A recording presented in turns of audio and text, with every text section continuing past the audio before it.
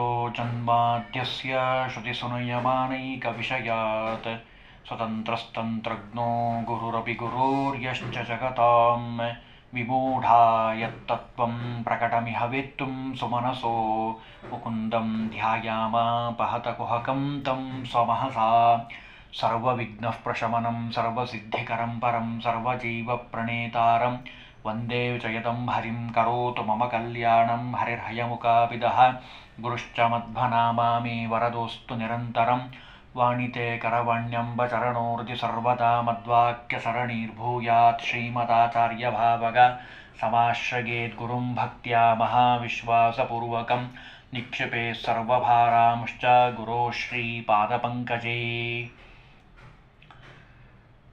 ನಿಮ್ಮ ಪ್ರಶ್ನೆ ನಮ್ಮ ಉತ್ತರ ಅನ್ನೋ ವಿಭಾಗದಲ್ಲಿ ನವಗ್ರಹಗಳ ದೋಷಗಳ ಪರಿಹಾರವನ್ನು ತಿಳಿಲಿಕ್ಕೆ ಪ್ರಯತ್ನವನ್ನು ಮಾಡ್ತಾ ಇದ್ದೀವಿ. ಅದರಲ್ಲಿ ಮೊದಲನೇದಾಗಿರುವಂತಹ ಸೂರ್ಯ, ಚಂದ್ರ, ಮಂಗಳ, ಬುಧ ಇಲ್ಲಿವರೆಗೂ ಹಿಂದಿನ ವಿಭಾಗದಲ್ಲಿ ತಿಳಿಲಿಕ್ಕೆ ಪ್ರಯತ್ನವನ್ನು ಮಾಡಿದ್ದೀವಿ. ಇವತ್ತು ಗುರು ದೋಷ ಪರಿಹಾರಕ್ಕೆ ಮತ್ತು ಶುಕ್ರನ ದೋಷ ಪರಿಹಾರಕ್ಕೆ ನಾವು ಮಾಡಬೇಕಾಗಿರುವಂತಹ ಪರಿಹಾರಗಳೇನು ಅನ್ನೋದರ ಬಗ್ಗೆ ತಿಳಿಲಿಕ್ಕೆ ಪ್ರಯತ್ನವನ್ನು ಮಾಡೋಣ. ಮೊದಲನೇದಾಗಿ ಗುರು, ದೇವಗುರು ಅಂತ ಅವನನ್ನು ಕರೀತಾ ಇದ್ದಾರೆ. ದೇವಗುರುವಾಗಿರುವಂತಹ ಬೃಹಸ್ಪತ್ಯಾಚಾರ್ಯರು ನವಗ್ರಹಗಳಲ್ಲಿ ಪ್ರಧಾನರಾಗಿರುವಂಥವರು. ಗುರುವಿನ ದೋಷ ಪರಿಹಾರ ಆಗೋದು ಎಷ್ಟು ಮಹತ್ವ ಅಂತ ಕೇಳಿದರೆ, ಯಾವುದೇ ನಮ್ಮ ಕಾರ್ಯಗಳು ಪೂರ್ಣವಾಗಿ ಸಿದ್ಧ ಆಗಬೇಕು, ನಮ್ಮ ಕಾರ್ಯದಲ್ಲಿ ಯಶಸ್ಸನ್ನು ಪಡೀಬೇಕು ಅಂತ ಹೊರಟ್ರೆ ನಮಗೆ ಮೊದಲು ಗುರುವಿನ ಅನುಗ್ರಹ ಬೇಕು. ಗುರುವಿನ ಗುಲಾಮನಾಗುವ ತನಕ ದೊರೆಯದಣ್ಣ ಮುಕುತಿ ಅಂತ ದಾಸರಾಯರು ಹೇಳಿದ್ದನ್ನು ನಾವಿಲ್ಲಿ ಸ್ಮರಣೆ ಮಾಡ್ಬೋದು. ಲಕ್ಷ ದೋಷಾನ್ ಹಂತಿ ದೇವೇಂದ್ರ ಪೂಜ್ಯ. 1,00,000 ದೋಷಗಳಿರಲಿ ಜಾತಕದಲ್ಲಿ, ದೇವಗುರುವಾಗಿರುವಂಥ ಬೃಹಸ್ಪತಿ ಕೇಂದ್ರ ಸ್ಥಾನದಲ್ಲಿ ಇದ್ದರೆ ಅವರ ಎಲ್ಲ ದೋಷಗಳು ಪರಿಹಾರ ಆಗ್ತಾ ಇದ್ದಾವೆ. ಜ್ಯೋತಿಷ್ಶಾಸ್ತ್ರ ಅದನ್ನು ಬಹಳ ಸ್ಪಷ್ಟವಾಗಿ ಹೇಳ್ತದೆ. ಚಂದ್ರನ ಸಹಿತವಾಗಿದ್ದರಂತೂ ಗಜಕೇಸರ ಯೋಗ ಅಂತ ಕರೀತಾರೆ ಅದಕ್ಕೆ. ಅಷ್ಟು ಆ ಗುರುವಿನ ಮಹತ್ವವನ್ನು ಕೊಟ್ಟಿದ್ದಾರೆ. ನಾವು ನಿತ್ಯದಲ್ಲಿ ಆ ಗುರುವಿನ ಸ್ಮರಣೆಯನ್ನು ಮಾಡಬೇಕು.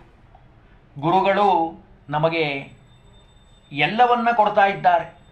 ಪಿತಾ ಮಾತಾ ತಥಾ ಭ್ರಾತ ಸರ್ವೇ ಸಂಸಾರ ಹೇತವಃ ಗುರುರೇಕ ಸದಾ ಸೇವ್ಯ ಸಂಸಾರೋದ್ಧಾರಣಕ್ಷಮಃ. ತಂದೆ, ತಾಯಿ, ಹೆಂಡತಿ, ಅಣ್ಣ ತಮ್ಮಂದರು, ಅಕ್ಕ ತಂಗಿಯರು ಎಲ್ಲರೂ ಈ ಜೀವನಕ್ಕೆ ಮಾತ್ರ ಸಂಬಂಧಪಟ್ಟಂಥವರು.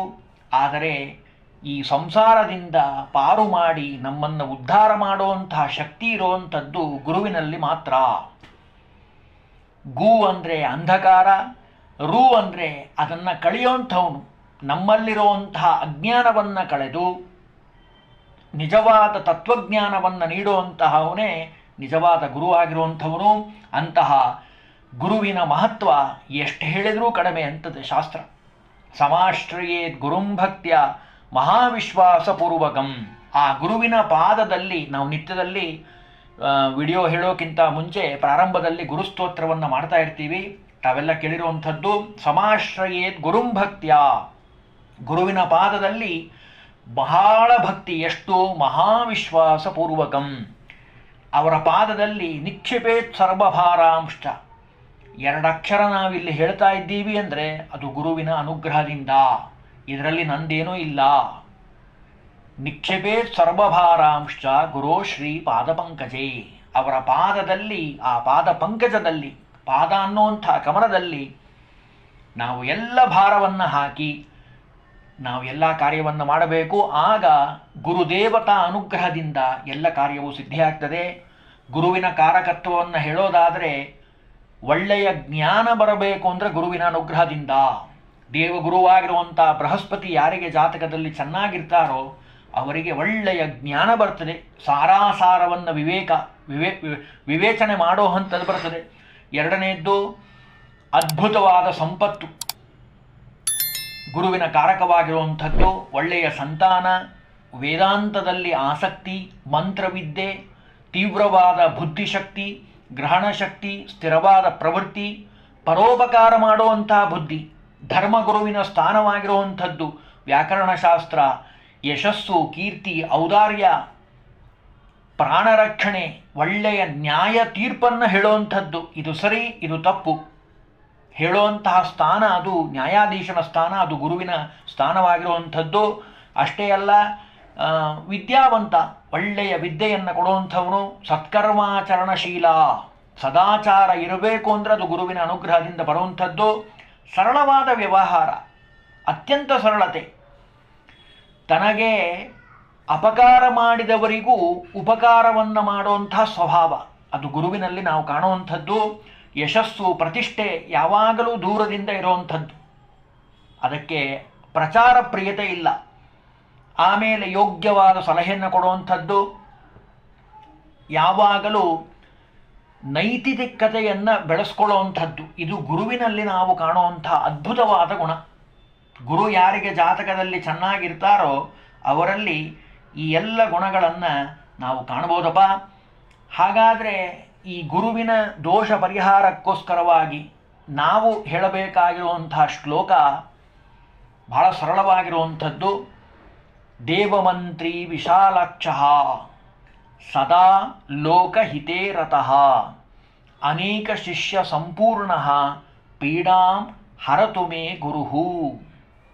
ಇಂತಹ ಗುರುವಿನ ಅತ್ಯದ್ಭುತವಾದ ಮಹಾಮಹಿಮೆ ಶ್ಲೋಕನೇ ಹೇಳ್ತಾ ಇದೆ. ದೇವಮಂತ್ರಿ, ದೇವಗುರುವಾಗಿರುವಂಥವರು ಅವರು ಮಂತ್ರಿ ಸ್ಥಾನದಲ್ಲಿದ್ದಾರೆ. ದೇವೇಂದ್ರನ ಸಂಪತ್ತಿಗೆ ನಿಜವಾದ ಒಡೆಯರು ಆ ಗುರುಗಳ ಅನುಗ್ರಹದಿಂದ ಬಂದಿರುವಂಥದ್ದು. ದೇವಮಂತ್ರಿ ವಿಶಾಲಾಕ್ಷ ಸದಾ ಲೋಕಹಿತೇರತಃ. ಗುರುವಿನ ಒಂದು ಸ್ವಭಾವನೆ ಅಂಥದ್ದು, ಸದಾ ಎಲ್ರಿಗೂ ಒಳ್ಳೆಯದಾಗಲಿ, ಸ್ವಾರ್ಥವನ್ನು ಬಿಟ್ಟು ನಿಸ್ವಾರ್ಥತೆಯಿಂದ ಎಲ್ಲರಿಗೂ ಒಳ್ಳೆಯದಾಗಲಿ ಅನ್ನುವಂಥವನೇ ನಿಜವಾದ ಗುರು. ಅಂತಹ ದೇವಗುರುವಾಗಿರುವಂಥವರು ಬರೇ ಮನುಷ್ಯರಿಗೆಲ್ಲ, ದೇವತೆಗಳಿಗೆ ಗುರು ಯಾರು? ಬೃಹಸ್ಪತ್ಯಾಚಾರ್ಯರು. ಅಂತಹ ಅನೇಕ ಶಿಷ್ಯ ಸಂಪೂರ್ಣ ಪೀಡಾಂ ಹರತು ಮೇ ಗುರುಹು. ಇದನ್ನು ನಿತ್ಯದಲ್ಲಿ ಯಾರು ಪಠನ ಪಾರಾಯಣವನ್ನು ಮಾಡ್ತಾರೋ, ಅಶ್ವತ್ಥ ವೃಕ್ಷವನ್ನು, ಅಲ್ಲಿ ಗುರುವಿನ ಸನ್ನಿಧಾನ ಇದೆ, ಅದನ್ನು ಪ್ರದಕ್ಷಿಣೆ ಮಾಡ್ತಾರೋ, ಪುಷ್ಯರಾಗ ಹರಳನ್ನು ಯಾರು ಧಾರಣೆ ಮಾಡ್ತಾರೋ ಅದರಿಂದ ಗುರುವಿನ ದೋಷ ಪರಿಹಾರ ಆಗ್ತಾ ಇರುವಂಥದ್ದು. ಅಂತಹ ಗುರುವಿನ ಮಹತ್ವ ಅಷ್ಟಿದೆಪಾ. ಇನ್ನು ದೈತ್ಯರ ಗುರುವಾಗಿರುವಂತಹ ಶುಕ್ರಾಚಾರ್ಯರು, ಅವರ ಬಗ್ಗೆನೂ ತಿಳಿಯೋದಾದರೆ ಸರಳವಾದ, ಸ್ಪಷ್ಟವಾದ, ನೇರವಾದ, ಕಾವ್ಯಬದ್ಧವಾದ, ಪ್ರಾಸಬದ್ಧವಾದ, ಅತ್ಯಾಕರ್ಷಣೆಯಿಂದ ಕೂಡಿರುವಂತಹ ಮಾತು ಅದು ಶುಕ್ರಾಚಾರ್ಯರ ಬಾಯಲ್ಲಿ ಬರುವಂಥದ್ದು. ಯಾರಿಗೆ ಶುಕ್ರ ಚೆನ್ನಾಗಿದ್ದಾನೋ ಅವರು ಬಹಳ ಸರಸವಾಗಿ, ಸುಂದರವಾಗಿ, ಕಡಿಮೆ ಸಮಯದಲ್ಲಿ ಹೆಚ್ಚು ಅರ್ಥವನ್ನು ಹೇಳೋ ಹಾಗೆ ಮಾತಾಡುವಂಥ ಅದ್ಭುತವಾದ ಮಾತುಗಾರಿಕೆ ಅದು ಶುಕ್ರಾಚಾರ್ಯರ ಅನುಗ್ರಹದಿಂದ ಬರುವಂಥದ್ದು. ಅದರಲ್ಲೂ ಭಾವನೆ ಅಂತ ಮನುಷ್ಯನಲ್ಲಿ ಏನಿದೆ ಅಲ್ಲ, ಎಲ್ಲ ಸಂದರ್ಭದಲ್ಲೂ ಒಂದೇ ಭಾವನೆ ಇರೋದಿಲ್ಲ. ಆ ಭಾವನೆಗಳಿಗೆ ಅಭಿಮಾನಿ ದೇವತೆ ಆ ಶುಕ್ರಾಚಾರ್ಯರು. ಸದ್ವಿಚಾರಗಳನ್ನು ವ್ಯಕ್ತಪಡಿಸುವಂಥದ್ದು, ಅದರಲ್ಲೂ ಮಾನವನ ಕರ್ಮೇಂದ್ರಿಯಕ್ಕೆ ಅಭಿಮಾನಿ ದೇವತೆ, ಸ್ಪರ್ಶಜ್ಞಾನಕ್ಕೆ ಅಭಿಮಾನಿ ದೇವತೆ, ಸೌಂದರ್ಯಕಾರಕ. ಭಾಳ ಚೆನ್ನಾಗಿದ್ದಾರೆ ಅಂದರೆ ಶುಕ್ರ ಚೆನ್ನಾಗಿದ್ದಾನೆ ಅಂತ, ನೋಡಲಿಕ್ಕೆ ಭಾಳ ಸುಂದರ ಗಂಧರ್ವರು ಅಂತ ಅದನ್ನು ಕರೀತಾರೆ. ಅದಕ್ಕೆ ಆ ಶುಕ್ರಾಚಾರ್ಯರ ಅನುಗ್ರಹದಿಂದ ಬರುವಂಥದ್ದು. ಇನ್ನು ನಾದ ಅಂದರೆ ವಾದ್ಯಗಳನ್ನು ಬಾರಿಸೋದು, ಹಾಡು ಹೇಳುವಂಥದ್ದು, ಆಮೇಲೆ ಐಷಾರಾಮಿ ಜೀವನದ ಒಂದು ಉತ್ಸುಕತೆ, ಲಕ್ಸರಿ ಲೈಫ್ ಅಂತಾರಲ್ಲ, ಅದನ್ನು ಎಲ್ಲ ಕೊಡುವಂಥವನು ಆ ದೈತ್ಯ ಗುರುವಾಗಿರುವಂಥ ಶುಕ್ರಾಚಾರ್ಯರು. ಆಮೇಲೆ ಸ್ತ್ರೀಯರು, ಆ ಸ್ತ್ರೀಯರಲ್ಲಿ ಆಸಕ್ತಿ, ಪ್ರಪಂಚದಲ್ಲಿ ಆಸಕ್ತಿ, ಆಮೇಲೆ ಯಾವಾಗಲೂ ಹಣದ ಒಂದು ಆಸಕ್ತಿ, ಹಣದಲ್ಲಿ ಆಸಕ್ತಿ, ಖರ್ಚು ಮಾಡುವಂಥದ್ದು, ವ್ಯವಹಾರದಲ್ಲಿ ಯಶಸ್ಸು, ಸ್ವತಂತ್ರವಾದ ಉದ್ಯೋಗ, ಒಳ್ಳೆಯ ಮಾತುಗಾರಿಕೆ, ಆಕರ್ಷಣೆ, ಇವೆಲ್ಲವೂ ವಿಶೇಷವಾಗಿ ಕಾಮಾತುರ, ಇವೆಲ್ಲವೂ ಆ ಶುಕ್ರಾಚಾರ್ಯರ ಒಂದು ಸಂಬಂಧಪಟ್ಟಿರುವಂಥ ಕಾರಕಗಳು. ಸ್ತ್ರೀ ಸುಖ, ಆಮೇಲೆ ಅಲಂಕಾರ, ವಿಲಾಸಭೋಗ, ಕಾಂತಿ, ಸೌಂದರ್ಯ, ವಶೀಕರಣ, ಐಂದ್ರಜಾಲ, ಅಷ್ಟಸಿದ್ಧಿ, ಯಾಂತ್ರಿಕ ವಿದ್ಯೆ, ಸಂಗೀತ, ಸಾಹಿತ್ಯ, ಒಳ್ಳೆಯ ಕಾವ್ಯ ರಚನೆ, ಚೆನ್ನಾಗಿ ಮಾತಾಡುವಂಥದ್ದು, ಇವೆಲ್ಲವೂ ಶುಕ್ರಾಚಾರ್ಯರ ಒಂದು ಅನುಗ್ರಹದಿಂದ ಬರುವಂಥದ್ದು. ಯಾರು ಶುಕ್ರಾಚಾರ್ಯರ ಅನುಗ್ರಹವನ್ನು ಪಡಿತಾರೋ, ಅಂದರೆ ಕೇಂದ್ರಸ್ಥಾನ, ವಿಶೇಷವಾಗಿ ಕೆಲವೊಂದು ಗ್ರಹಗಳಿಗೆ ಒಂದೊಂದು ಸ್ಥಾನ ಅಂತ ಕೊಟ್ಟಿದ್ದಾರೆ. ಅದರಲ್ಲೂ ಶುಕ್ರಾಚಾರ್ಯರು ಇಂತಿಂಥ ಜಾಗದಲ್ಲಿದ್ದರೆ ಆ ಜಾತಕದಲ್ಲಿ ಅವರಿಗೆ ಎಲ್ಲ ರೀತಿಯ ಸೌಖ್ಯ ಆಗ್ತದೆ. ಅಷ್ಟು ಅವರ ಜೀವನದಲ್ಲಿ ಸುಖವನ್ನು ಪಡಿತಾ ಇದ್ದಾರಪ್ಪ. ಶುಕ್ರಾಚಾರ್ಯರ ಅನುಗ್ರಹದಿಂದ ಒಳ್ಳೆಯ ಸಂಪತ್ತು ಬರ್ತದೆ.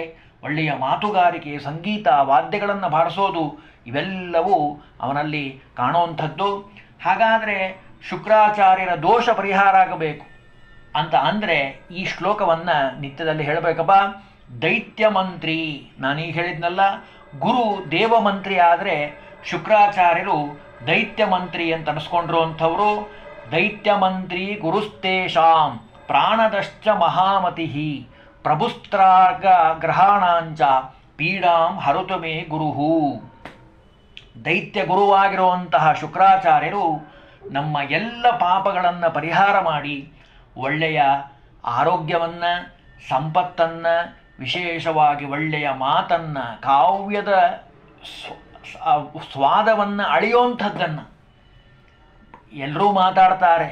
ಆದರೆ ಕಾವ್ಯಬದ್ಧವಾಗಿ, ಪ್ರಾಸಬದ್ಧವಾಗಿ ಮಾತಾಡಬೇಕು ಅಂದರೆ ಶುಕ್ರಾಚಾರ್ಯರ ಅನುಗ್ರಹ ಬೇಕಪ್ಪ. ಇವರು ಗುರು ದೇವಗುರು ಆದರೆ ಶುಕ್ರಾಚಾರ್ಯರು ದೈತ್ಯ ಗುರುವಾಗಿರುವಂಥವ್ರು. ಅದಕ್ಕೆ ಹೇಳ್ತಾರೆ ದೈತ್ಯ ಮಂತ್ರಿ ಗುರುಸ್ತೇಷಾಂ ಪ್ರಾಣದಶ್ಚ ಮಹಾಮತಿ ಪ್ರಭುಸ್ತ್ರಾರ್ಗಾರ ಗ್ರಹಾಣಾಂಚ ಪೀಡಾಂ ಹರತು ಮೇ ಗುರುಹು. ಅಂತಹ ಶುಕ್ರಾಚಾರ್ಯರ ಅನುಗ್ರಹದಿಂದ ಎಲ್ಲ ದೋಷಗಳು ಪರಿಹಾರ ಆಗ್ತಾ ಇದ್ದಾವೆ. ಒಳ್ಳೆಯ ಸಂಪತ್ತು ಕಾರಕ ಶುಕ್ರಾಚಾರ್ಯರು.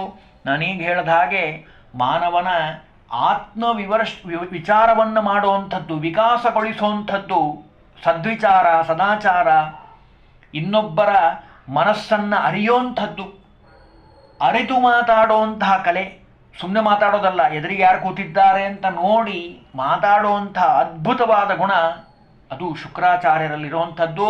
ಯಾರಿಗೆ ಜಾತಕದಲ್ಲಿ ಶುಕ್ರಾಚಾರ್ಯರು ಚೆನ್ನಾಗಿ ಒಳ್ಳೆಯ ಸ್ಥಾನದಲ್ಲಿದ್ದಾರೋ ಅವರಿಗೆಲ್ಲ ರೀತಿಯ ಒಂದು ಒಳ್ಳೆಯ ಮಾತುಗಾರಿಕೆ. ಯಾಕೆಂದರೆ ಪ್ರಪಂಚ ನಿಂತಿರೋದೇ ಒಳ್ಳೆಯ ಮಾತಿನಿಂದ. ಮಾತಿನಲ್ಲಿ ಎಲ್ಲವೂ ಇರಬೇಕು, ಹಿತವಾಗಿರಬೇಕು, ಮಿತವಾಗಿರಬೇಕು, ಮತ್ತೆ ಕೇಳೋ ಹಂಗಿರಬೇಕು. ಜೀವನ ನಡೆಯೋದೇ ಮಾತಿನಿಂದ. ಹಾಗಾಗಿ ಮಾತೇ ಮುತ್ತಾಗಿರುವಂಥದ್ದು, ಮಾತೇ ಮೃತ್ಯುವಾಗಿರುವಂಥದ್ದು ಅಂತ ಹೇಳ್ತಾರಲ್ಲ. ಹಾಗಾಗಿ ಈ ಯಶಸ್ಸನ್ನು ಪಡಿಬೇಕು ಅಂತ ಹೊರಟ್ರೆ ಅದು ಶುಕ್ರಾಚಾರ್ಯರ ಅನುಗ್ರಹ ಇರಬೇಕು. ಶುಕ್ರಾಚಾರ್ಯರ ಅನುಗ್ರಹದಿಂದ ಎಲ್ಲವೂ ಪರಿಹಾರ ಆಗ್ತಾ ಇದೆ. ಈ ವಾರ ಎರಡೂ ನೋಡಿದ್ದೀವಿ. ಗುರು ಮತ್ತು ಶುಕ್ರರ ಒಂದು ಪರಿಹಾರವನ್ನು ತಿಳ್ಕೊಂಡಿದ್ದೀವಿ. ಅವರು ಪ್ರಶ್ನೆ ಕೇಳಿದ್ರು, ಹಾಗಾಗಿ ಉತ್ತರವನ್ನು ಹೇಳಿದ್ದೀವಿ. ವಿಶೇಷವಾಗಿ ಎರಡೂ ಮಂತ್ರಗಳನ್ನು ಹಾಕಿದ್ದೀವಿ. ಅದನ್ನು ನಿತ್ಯದಲ್ಲಿ 108 ಬಾರಿ ಪಾರಾಯಣವನ್ನು ಮಾಡೋದ್ರಿಂದ ಗುರು ಮತ್ತು ಶುಕ್ರರ ದೋಷ ಪರಿಹಾರ ಆಗ್ತಾ ಇದೆ. ಹರಿ ಓಂ ಶ್ರೀಕೃಷ್ಣಾರ್ಪಣಮಸ್ತು.